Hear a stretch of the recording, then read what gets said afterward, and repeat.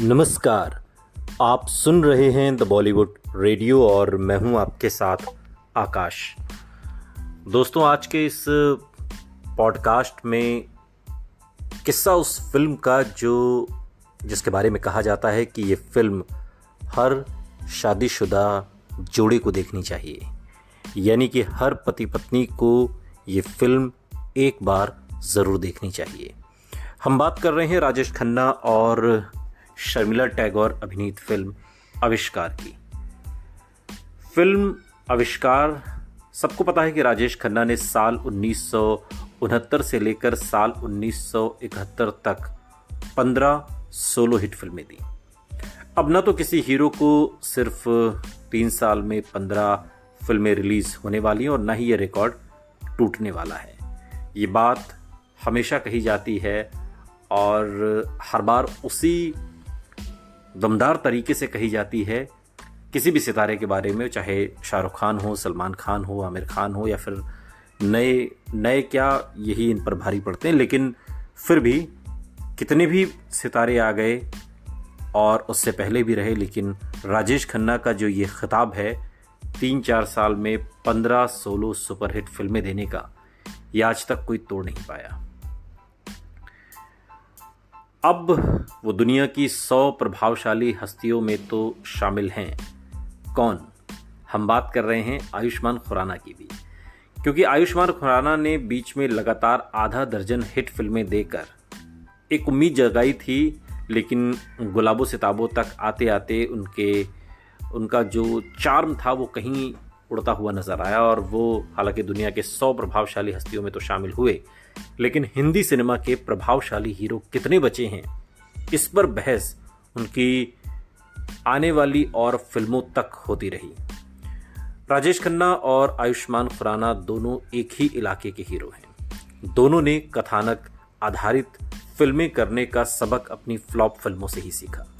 राजेश खन्ना की गाड़ी जब तक सरपट दौड़ रही थी, रुपेश कुमार जैसे लोग ऊपर आका नीचे काका जैसे जुमले सुनाकर उन्हें एक तरीके से चने के पेड़ पर भी चढ़ा रहे थे और खुद वो भी निश्चिंत थे। लेकिन अमिताभ बच्चन की साल 1973 में हिट हुई फिल्म जंजीर ने हिंदी सिनेमा में रोमांस का एक तरीके से माहौल समेटने की कोशिश की।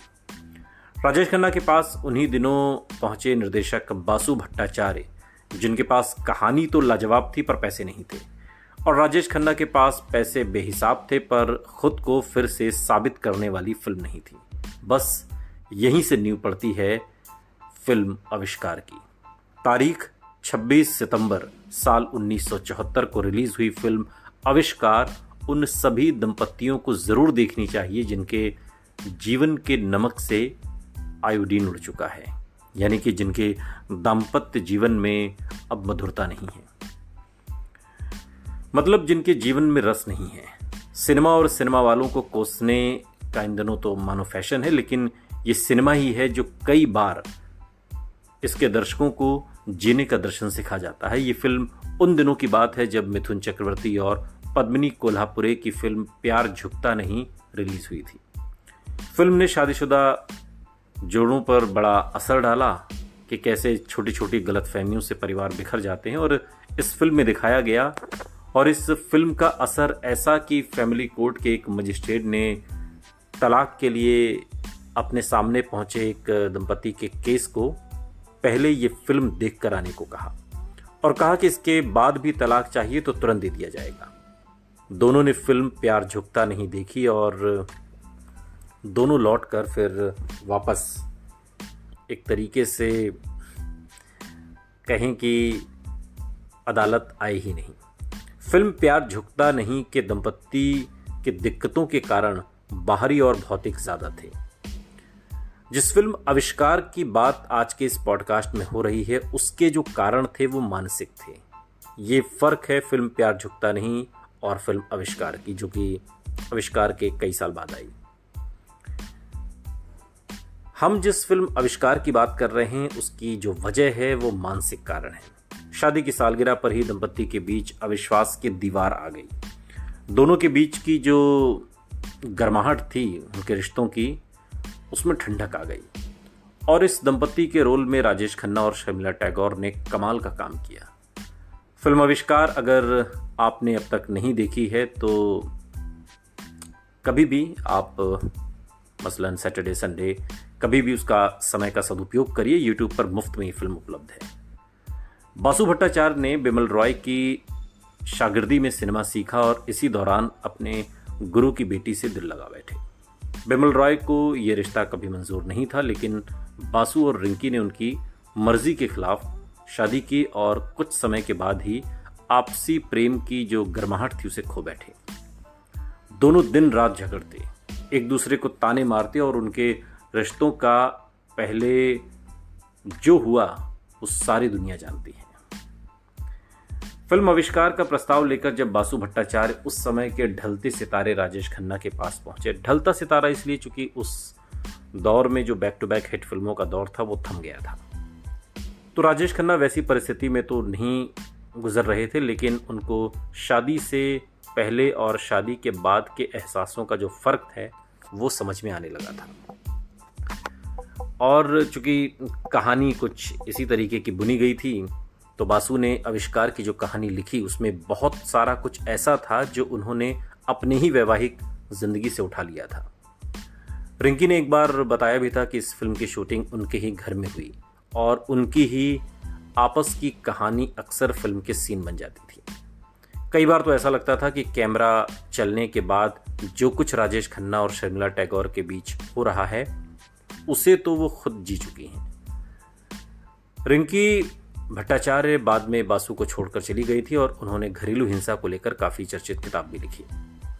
फिल्म आविष्कार जिन्होंने देखी है उन्हें याद होगा कि कैसे दफ्तर में अपनी हमकर्मी के एक संवाद, एक डायलॉग कि शादीशुदा आदमी अकेला ही होता है, को सुनकर पहले चौंकने वाला और फिर अपने में ही खो जाने वाला अमर अपना सा ही लगता है। वो सुपरस्टार राजेश खन्ना तो लगता ही नहीं, यूँ लगता है जैसे कोई अपना है जो हैरान, परेशान और जिंदगी से थका हारा है। फिल्म के शुरू में ही अमर के जीवन की दुविधा पहले ही सीन से सामने आ जाती है और इसके तुरंत बाद शुरू होने वाले फिल्म के क्रेडिट्स के साथ बजता है फिल्म का कालजयी गीत, हंसने की चाह ने कितना मुझे रुलाया है। राजेश खन्ना के चेहरे पर एक्सट्रीम क्लोजअप लेता कैमरा जब उनकी तरफ चार्ज करता है तो और जो आंखों की कोरों में अटके आंसू स्क्रीन पर देखते हैं वो किसी भी इंसान को भीतर तक हिला देने के लिए काफी है।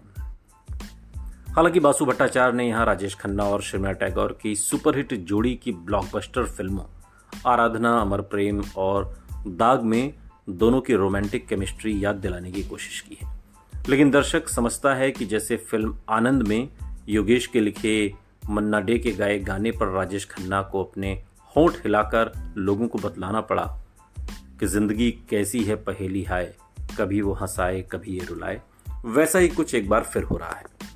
आवाज फिर मन्ना डे की, चेहरा फिर से राजेश खन्ना का और बोल इस बार कपिल कुमार ने। बोल हैं कि दिल तो उलझा ही रहा जिंदगी की बातों में, सांसें जलती हैं कभी कभी रातों में, किसी की आह पर तारों को प्यार आया है, कोई हमदर्द नहीं दर्द मेरा साया है, हंसने की चाह ने कितना मुझे रुलाया है। फिल्म आविष्कार की कहानी शुरू होती है अमर के दफ्तर से। वो एक एड एजेंसी में काम करता है और अपनी पसंद की एक लड़की की तस्वीरें स्क्रीन पर देख रहा है जिसे उसके क्लाइंट ने शायद रिजेक्ट कर दिया है। रीटा मन ही मन अमर को चाहती है और उसके अकेले होने के इंतजार में दफ्तर में रुकी हुई है। रीटा को अंदाजा है कि अमर की निजी जिंदगी में सब कुछ ठीक नहीं चल रहा।